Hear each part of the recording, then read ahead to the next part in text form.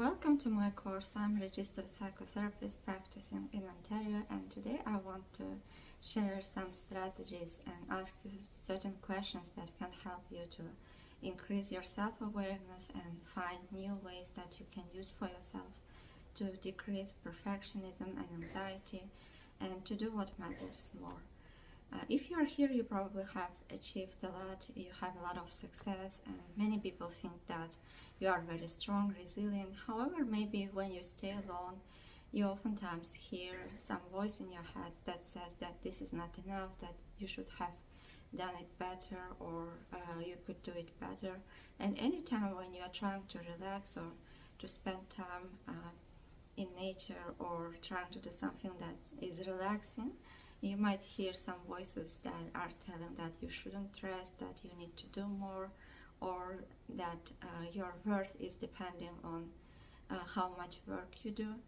So if anxiety and perfectionism is not very high, it can be useful for us to succeed, to do more, to be successful, to achieve more. However, if anxiety and perfectionism is very high, it can become a barrier for you to carry your other responsibilities, or you might feel exhausted, stressed, and this might cause difficulties in your life.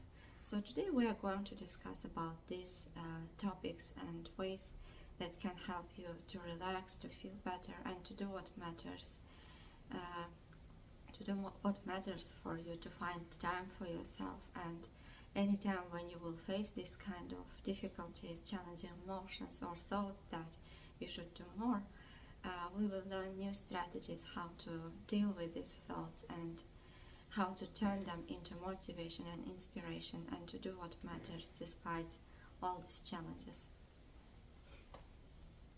If you are having anxiety or if you have perfectionism, it's not very easy to understand it, and you need to listen to yourself and ask yourself different questions in order to understand processes that are involved in this system. For instance, imagine that you are preparing a project and you suddenly have a thought that if you will not do it perfectly, then other people might judge you, or that this might impact your success or your grades. And if you are not noticing that this is the thought, that this is the automatic thought, your mood will be impacted automatically, and this will be reflected on your behavior. Maybe you will be overworking, maybe you will be overstudying, neglecting your other responsibilities, and you might feel exhausted, you might feel stressed because you have anxiety and these thoughts and that are functioning at the background. And as a result, you can be burnt out. But imagine if you could notice that this is just an automatic thought, and this thought is trying to help us and telling us that this project is important for us. If we could step back and notice this thought, then it will not impact our behavior and emotions so strongly, and as a result we can better focus on our work and finish our work faster, and we will not be caused by anxiety or other challenging feelings, and this thought will not impact the process negatively. Therefore, understanding your internal experiences, noticing thoughts, noticing feelings, and responding to them with intention can help to cut this unuseful cycle. Because imagine when you are overworking, when you are overdoing and constantly criticizing yourself and overthinking about automatic thoughts or beliefs that you have about yourself, how useful is it for you? Is it useful for you in a long run? For instance, are you able to have productive life and time with people whom you value, or are you overworking? Are you feeling burnt out? Therefore, understanding your internal experiences and learning to respond to feelings and thoughts intentionally can help to feel better and to have more meaningful life, and to include into your life things that create meaning in your life that are useful for you. And when we don't notice these feelings and thoughts, and when they are running in the background, and if we don't want to experience these feelings, for instance, if you don't want to feel stress or anxiety, if you don't want to think about that you might be judged, and if you are trying to suppress your feelings and thoughts, then what happens is that they are running somewhere in the background, and as you are trying to push these feelings and thoughts, they are holding you back with a stronger power. And then it will get more difficult for you to concentrate on your work, to concentrate in your relationships, to stay present, because these feelings would be disturbing you, and most likely you might even avoid certain things that you are trying to do. For instance, if something reminds you of some negative events or experiences, you might start to avoid them. Maybe you will not be going out or doing certain activities that cause anxiety, and as a result your repertoire will be narrowed, and you will find yourself doing just certain things which would make you sad, because if you are not able to do things that create meaning in your life or create joy in your life, you are narrowing yourself, and this can again cause depression, even more anxiety, panic attacks.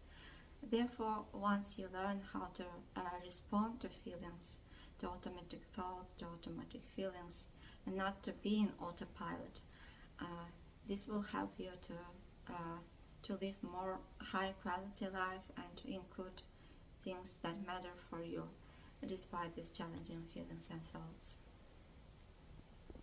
So the first step that you need to do in order to gain this psychological flexibility is to learn to notice thoughts that you have during the time.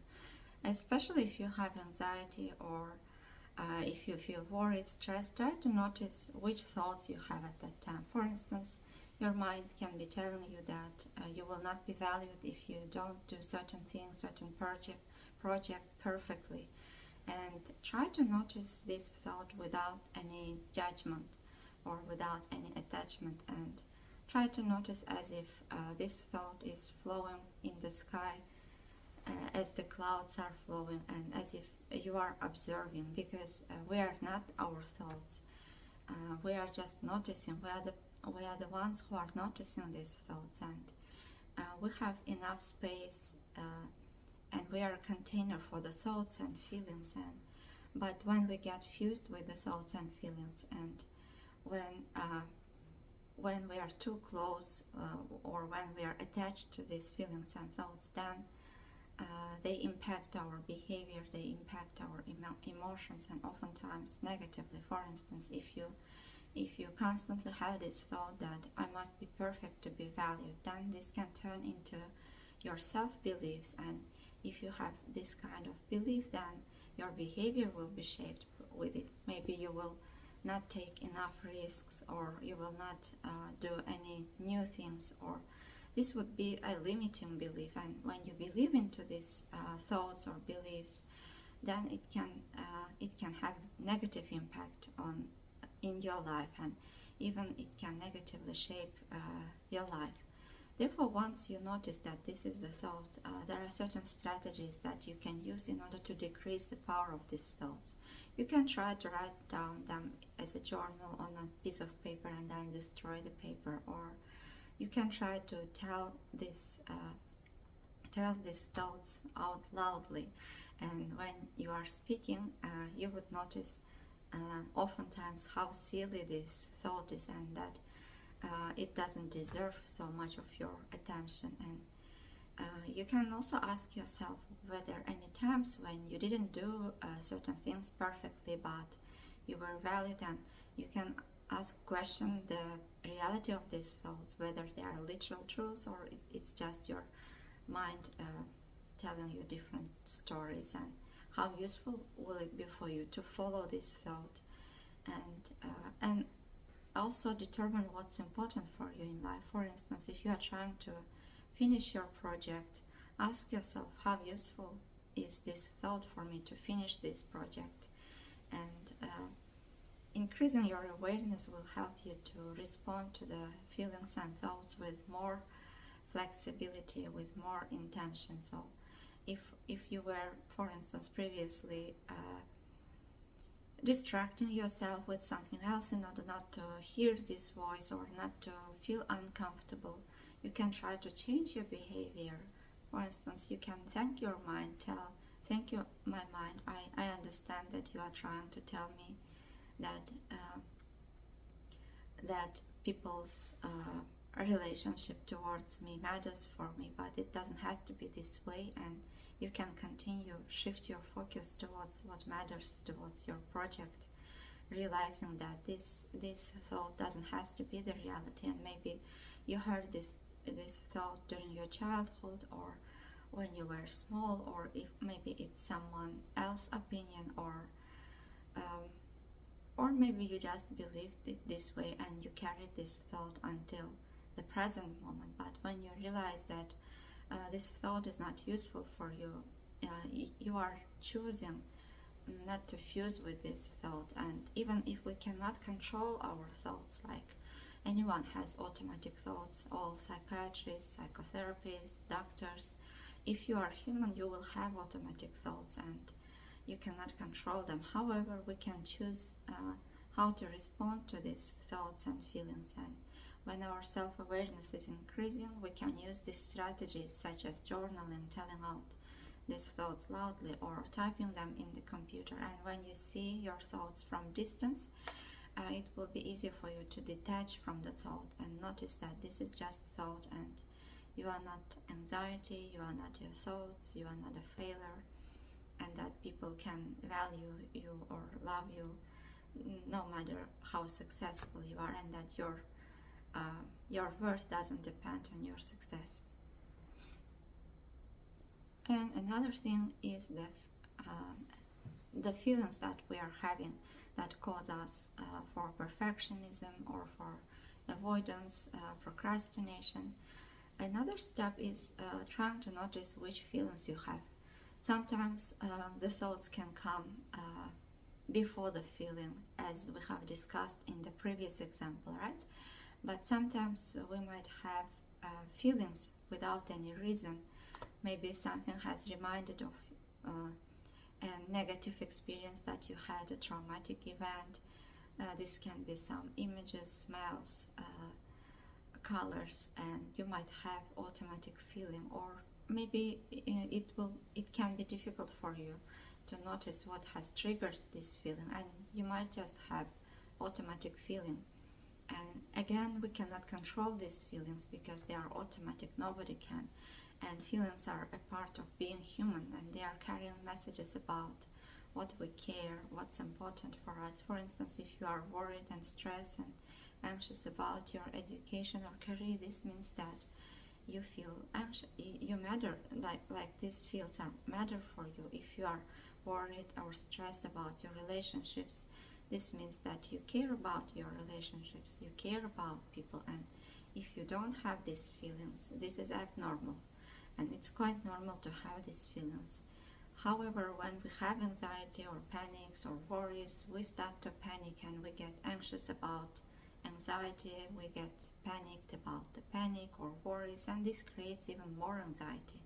But if we can learn to notice the feeling, and if we can label it, if we can name it, this will not create further anxiety, and the strength of anxiety or feeling will decrease. And again, you can use the same strategies as for the thoughts. You can try to name the feeling, to tell which feeling exactly do you have at that moment. You can use some exercises that can be useful for you, such as emotional will, for instance, if it's difficult for you to express what's the emotion exactly, or you can try to draw what you feel at that moment. Where exactly do you feel it in your body? Does it has any color, any shape? If it's difficult for you, determine the feeling. But if you can understand which feeling you have, you can just write it down or tell it, share it with the people whom you value, or just tell it out loudly. And you would notice that this would help to detach from the feeling, because you are not anxiety, you are not worries, you are just a container. You are the person who is experiencing these feelings. But feelings are like weather, they are always changing, they are coming and going, and we are the one we are the space that we're holding for the feelings, and if we can accept these feelings and if we will not push them away, they will lose their grip, and you can observe the feelings with curiosity, without judgment, and this would help you to shift your focus on things that matter for you, and you will not be impacted by these emotions so strongly. Also, you can also try to notice what thoughts these feelings are generating. And as I said, for instance, if you don't like anxiety, maybe your mind can be telling you that you can't bear this anxiety, that this is dangerous, or you don't want to have these feelings. And again, ask yourself how this thought is helping you to achieve your goal, and is it true, and is it useful for you, and are you accepting it as a thought or as a reality? And this is the game changer. Like, the way you are responding to your thoughts and feelings determines your success, determines your productivity, impacts perception of yourself and perception of the world, perception of different relationships. And another example is that maybe you are having some self-doubting thoughts, for instance. Maybe you are trying to start something new, to start a new project, to start to learn something new, but just stop at that moment and try to notice which thoughts you have. Maybe your mind is telling you that this is too difficult, or you can't accomplish it, that you are weak and you don't have enough time. Or think, for instance, about what's your mind telling you about strategies that I was talking so far. Maybe your mind is telling that this is too difficult, that this is impossible to do, that you are not capable of doing it. However, if you accept these thoughts just as thoughts and don't accept them as literal truths, and if you change your relationship with the thoughts, this would be the choice point where you can choose how to respond and how to move towards success. For instance, look at the lives of different successful people. Look at the life of Abraham Lincoln. If your mind is telling you that you have very strong anxiety and it's not possible to succeed with anxiety, how these people did it then? Abraham Lincoln had a lot of depressive symptoms and very strong anxiety, but despite it he was able to contribute to other people's lives, and even was the person who contributed to the cancellation of slavery policies. So when you look at history and life of every successful person, you would notice the parallel of having pain or challenges. So and when you are considering these people's lives, you would notice that oftentimes it's just our mind is generating self-limiting beliefs and things that seem impossible for us. Other people could do it, and one of the secrets of how they did it is that focusing on your goals rather than challenges, because any one of us have challenges, have difficulties, whether it's with their family, with their health, with their relationships, and maybe you are considering socio-economical, political context. Many of us are having challenges, but it's about what you choose to focus on. Are you choosing to focus on yourself, on your struggles? Are you accepting yourself as a victim? And it's about your view about yourself, about the world, and it's about the choice how you choose to respond to external events, your internal experiences, and where you want to go from it, and how often are you remembering about your goals, and how you are choosing to respond to whatever is happening externally and internally. And it's also important to become aware how you are responding to your feelings. For instance, perfectionism can also include unwillingness to accept feelings. For instance, Maybe you are just trying to have positive feelings and you are trying to avoid, push away negative feelings, maybe because they remind you about negative experiences, traumas that you had, or you are always trying to have just positive thoughts, positive feelings, and this can be another feature of perfectionism that is not serving you in the long run, because as you are trying to avoid these feelings, and if you accept them as enemies, they will impact you with a stronger power. But if you accept them as just signals that are telling you what's important for you, it will be easier to accept the feelings, and the change starts at the time when you accept what has happened and you decide to move forward. And once the acceptance happens, it will be easier for you to move towards your goals and aims. For instance, imagine if someone whom you care about is ill or having some challenges. Is it possible for you to be positive at that point? It's inevitable that we will have some pain and uncomfortable feelings, negative feelings from time to time, and we cannot avoid them, and this is just a part of being human. These feelings are carrying messages what we care about, and however we can accept those feelings and to choose to act in line with what's important for us. For instance, you can have sad feelings, you can have anxiety and stay alone for a very long time, and start to avoid doing certain things. Or you can also have deep anxiety, deep sadness, worries, but at the same time accept these things and to continue to contribute to other people's lives, to motivate, inspire them. So it's about accepting feelings and moving in the direction that matters for you, instead of trying to push away or avoid certain feelings and not accepting them. Imagine your uncomfortable thoughts and feelings as if this is someone who is trying to disturb you and constantly telling you different stories. And if you will start to argue with that person, and if you will try to prove your point, or if you will fight with your feelings and thoughts, then you will waste your energy, you would waste your time, and you will be caught in that fight. But imagine that you are just thanking that person and saying, thank you, I appreciate your opinion, I respect your opinion, but I have some work to do here. And then you redirect your attention and focus to what matters. It's the same with the thoughts and feelings.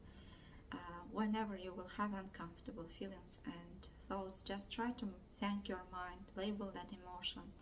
Tell sadness, I see that you are here, I understand you are trying to tell what's important for me, but I choose to focus on things that matter for me right now. And this would help to redirect your energy, your efforts, your focus on what matters. And each time when you would notice that your mind is wandering or pulling you to different directions, again, thank your mind and bring yourself to present moment.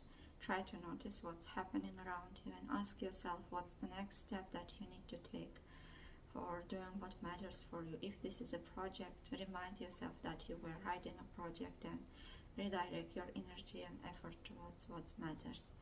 And you can also notice when you are more energized during the day, and you can plan certain things that require a lot of energy and efforts during the times when you are more energized, and this would help to distribute your energy equally and help you to be more productive and more successful during the day. And try to remind yourself what was useful for you to overcome challenges, to overcome anxiety, difficult feelings in the past. For instance, if your mind starts to tell the stories that you can't do it, you are not capable of doing it, or that the anxiety is too strong, ask yourself were there any times when you felt anxious but you could complete everything, you could succeed. And you would notice that most of the time people feel anxious. Anyone can feel anxious. However, when you start doing a task, when you step into an unknown, when you step out of your comfort zone, this anxiety will decrease and you will feel more confident. And if you will wait for the right time when you will not feel anxious at all, or you will not have any feelings, maybe you are going to wait forever. And it's not about it's not that we have too short time, it's because we are wasting most of our time. And you can try to convince yourself that you can do certain task for 5-10 minutes, and then if you don't like it, or if you will still have a lot of anxiety, you can stop. And most of the time you would notice that once you started doing something for 5-10 minutes, then your brain gets used to it. It will not accept it as a threat anymore, and it will be easier for you to focus on the things that you were doing. And try to notice which thoughts you have about yourself. Which stories are you telling about yourself? How you see yourself, how you envision yourself. And for instance, maybe you are seeing yourself as incapable. Maybe you are afraid that you will fail, or if you are making certain mistakes, how you are responding to yourself, how you are speaking to yourself. Maybe you are too harsh, too self-critical, and spending hours in your mind, blaming yourself, fighting with yourself, getting angry with yourself. And ask yourself, how useful is it? Try to imagine your best friend, for instance, in the same situation as you, and how you would like to approach them. What would you do in order to help them, to support them? Oftentimes we are more supportive, more kind, compassionate towards other people, but we are too self-critical, and we have too much judgment towards ourselves, and it's not useful for us at all. It's just waste of time. Instead of being self-critical, just try to ask yourself, what can I learn from this situation, and what can I do to improve? And when you approach yourself with self-compassion, with kindness, it will be easier to improve, to make changes. And instead of spending hours or days or months blaming yourself, fighting with yourself, and being harsh towards yourself. And motivation is also important in your success, and while working with perfectionism, try to understand what drives you, what motivates you, what was helpful for you to overcome anxiety, fears, panic, or any other feelings or challenges in the past. What was helping you to keep going? Which thoughts, which beliefs? Is it anything related with your culture, or with your spirituality, religion, or love that you have for humanity or for yourself, willingness to contribute to other people's lives, or what's helping you to take action? Try to find these elements and envision them when you're having some difficulties starting or continuing maintaining your progress. And oftentimes you would notice that we are afraid of our feelings, our thoughts, and that makes us to stay stuck. But when we think about things that matter, things that motivate us, this is the point where fear decreases, and things that are creating meaning in your life are increasing. If this is love for other people, if this is love for yourself or for humanity, try to think about it when you feel scared, when you feel anxious, and you would notice that fears are slowly disappearing, and peace, harmony, or love is filling your heart, and it will make it easier to take steps towards the things that you want to achieve. And you will not be controlling the outcome so much, and you will not have such rigid rules as that I must do this, people must respond this way, because we cannot control our environment, we cannot control other people's behavior, how they are responding. But what we can control and what we can choose is how we are going to respond to external and internal experiences. And ask yourself what you would like to do and what's important for you to do in life, no matter what the result would be, no matter what the outcome would be. And when you find these key features, they will be a kind of compass for yourself to keep going during challenging times.